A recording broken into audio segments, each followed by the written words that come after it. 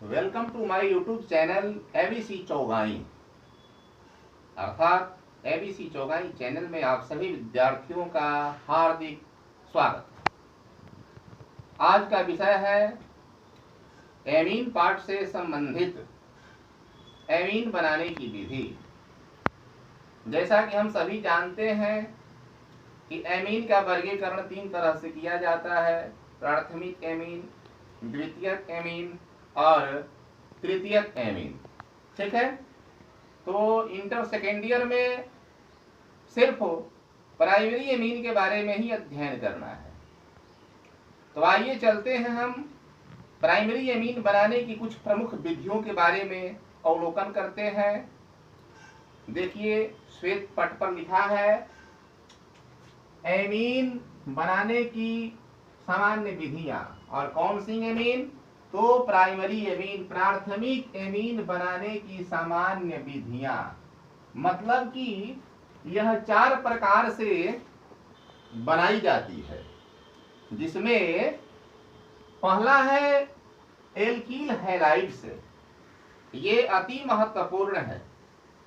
इसके बाद दूसरा विधि है नाइट्रोएल्केन साइनाइड, यानी कि नाइट्राइल, एमाइड तथा ऑक्सिन के अवकरण से।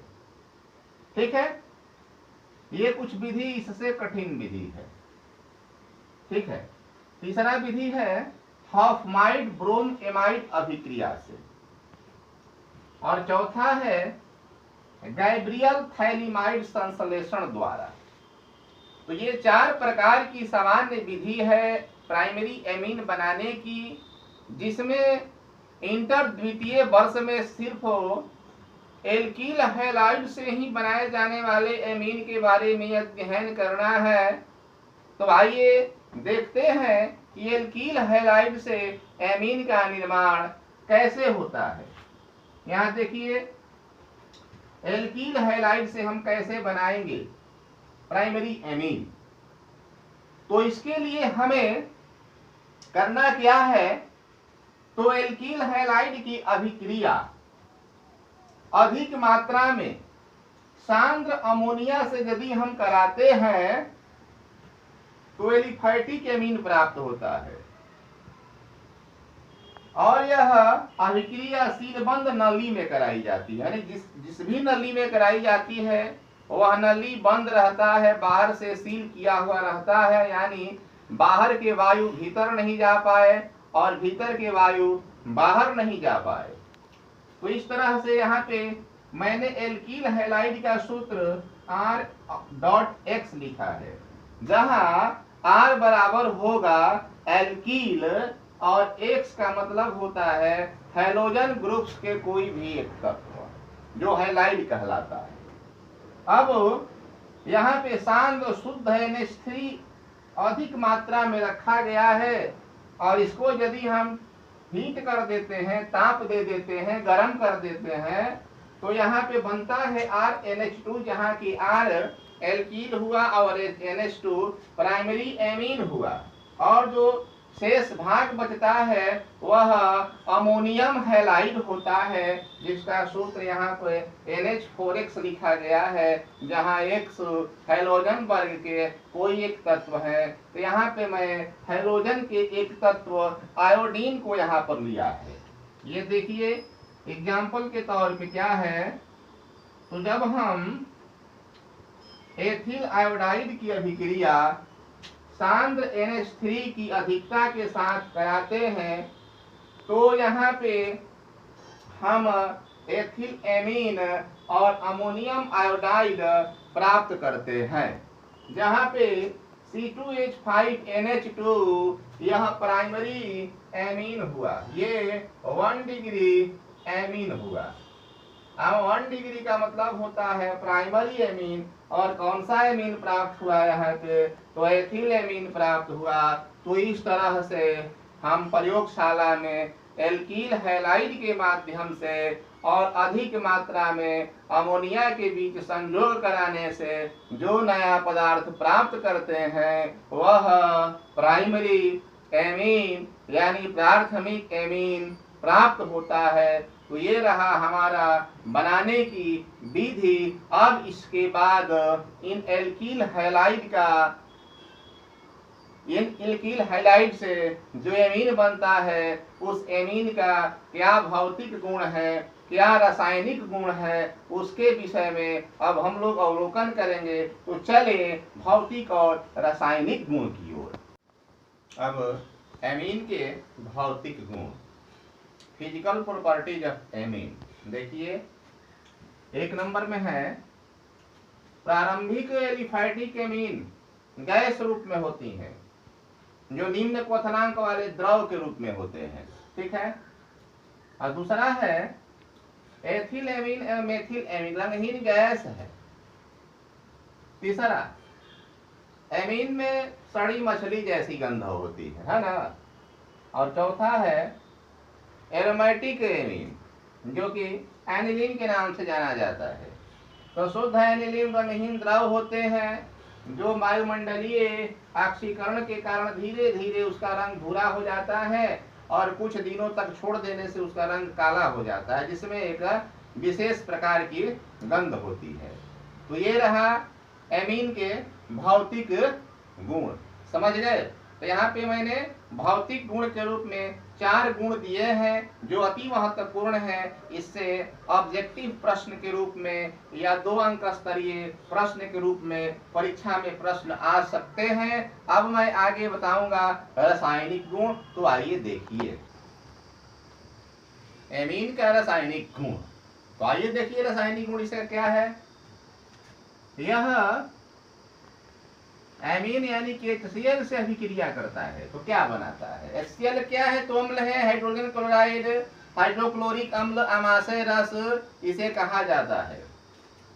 तो HCl से जब हम अभिक्रिया कराते हैं एलिफैटिक एमीन की चाहे एरोमेटिक एमीन, तो ये भास्मिक प्रकृति के होते हैं।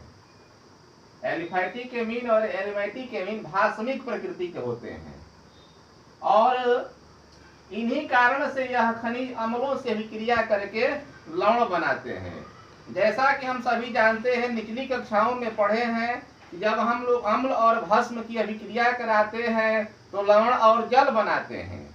तो यहाँ भी एलिफैटिक और एरोमेटिक एमीन भास्मिक प्रकृति के होते हैं, इसीलिए ये अम्लों से अभिक्रिया करके लवण बनाते हैं। तो आइए देखिए एलिफैटिक एमीन और एरोमेटिक एमीन की अभिक्रिया जब हम अम्ल से कराते हैं तो सबसे पहले एलिफैटिक एमीन की अभिक्रिया HCl से कराते हैं और उसके बाद एरोमेटिक एमीन की अभिक्रिया H2SO4 से कराते हैं। तो क्या होता है देखिए, यहाँ पे लिखा है मैंने एथिल एमीन और HCl की जब अभिक्रिया होती है तो ये सब एक दूसरे से जुड़ करके एथिल अमोनियम क्लोराइड बनाते हैं। ये C2H5NH2 plus HCl reactant C2H5NH3Cl, इस तरह से ये बना एथिल अमोनियम क्लोराइड जो कि लवण होता है, लवणीय प्रकृति की होता है। अब दूसरा है एरोमेटिक एमीन, ये एनिलीन का सूत्र है। ये H2SO4 से अभिक्रिया करके एनिलीन हाइड्रोजन सल्फेट बनाता है। ये किस चीज का सूत्र है तो एनिलीन का है, ये गंधकाम्ल का है। ये आपस में अभिक्रिया करके एनिलीन हाइड्रोजन सल्फेट बनाते हैं।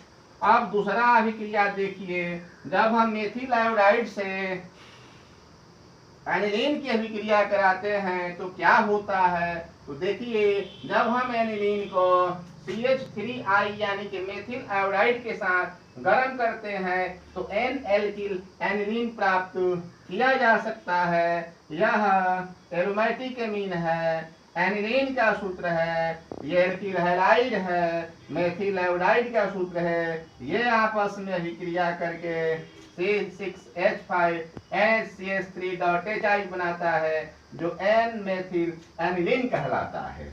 यहाँ पे फिर देखिए, ये C6H5NHCH3 ये यदि हम अभिक्रिया कराते हैं CH3I से तो क्या बनाता है C6H5NCH3 2 twice.Hi। क्या है ये NN डाइमेथिल एनिलीन। इस तरह से ये रहा आपका रासायनिक गुण। तो इस तरह से मैंने भौतिक और रासायनिक गुण बताया।